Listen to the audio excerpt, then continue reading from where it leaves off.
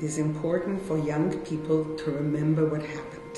It's important for them to remember the pain that we went through, the inhumanities, the horrors. It's something that it fills the life of the many survivors to have a place to go to. Going there, I feel like I get to talk to survivors, and it feels like I'm with my Bubby and my Zadie, so that's how, it's impacting me in that way. Because they are young, it's very important to instruct them, about the horrors of the past.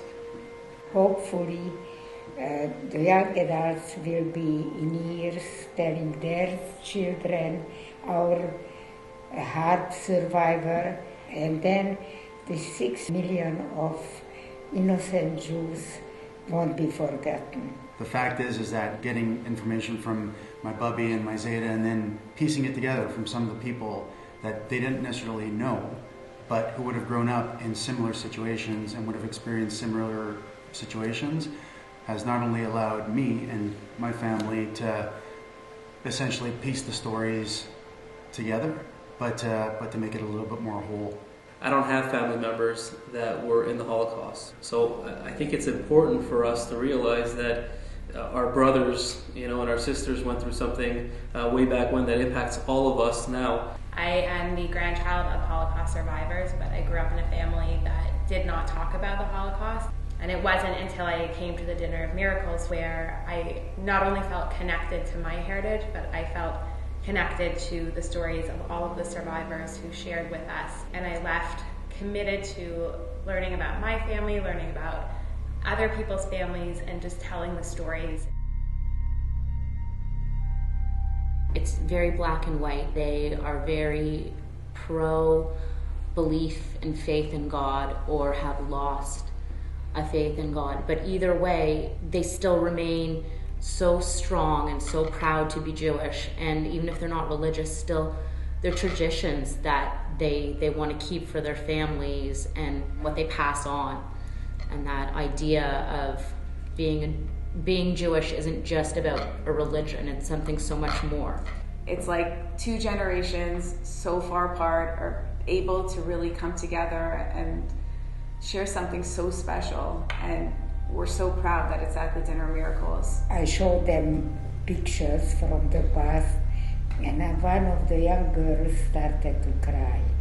And they told me even that all of us had tears in our eyes, and they told me that she wasn't even Jewish girl.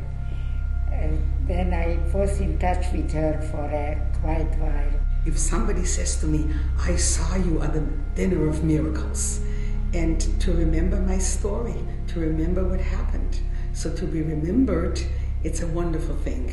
It gives me hope, it gives me courage to go on. If you enlighten some people, if you broaden your perspective of friends, that's an achievement. Because of what we went through in the Holocaust, that it's important to stand up for any sort of genocide and to take a stand so that no one is belittled or exterminated or made to feel that they're not important, because we're all human beings, and just to know that life is such a valuable thing. They have to be vigilant. They have to be never to lose hope, and to be proud of our people. And most important, what I think, to support Israel. Israel is our life. When we go to Israel, we are reborn again. I go to Israel very often, and it makes me feel good that we made it. Am Yisrael Chai. Not to forget, that is the point what I feel, because it is very simple with the time elapsing or passing, we tend to forget, and it's too big of a tragedy to forget. Year by year, we are less and less. We are getting older and older, and I know people who came and now they are gone. And in time, we won't have these survivors, so keep them together and they can talk to the new generation. I think everyone who comes to this event comes because they want to take that responsibility on, and they want to learn the stories one at a time and have that information, have that firsthand experience, and be able to tell their children, I learned his story, I learned her story, I learned what happened to her mother. And all of these stories will be passed on, and I think the survivors feel that, and that's why they come year after year, and I think the young adults are ready to take that on. It's always interesting for me to hear how they've been able to move past some of the horrors and move on with their life, and I think that kind of shows the strength of these people as well. Life is not an eternity. We are born and eventually we have to go. It was given to me to enjoy, to make myself happy, to make people happy around me, make young people happy, meeting me at a dinner. To do good deeds. He enjoys that very much.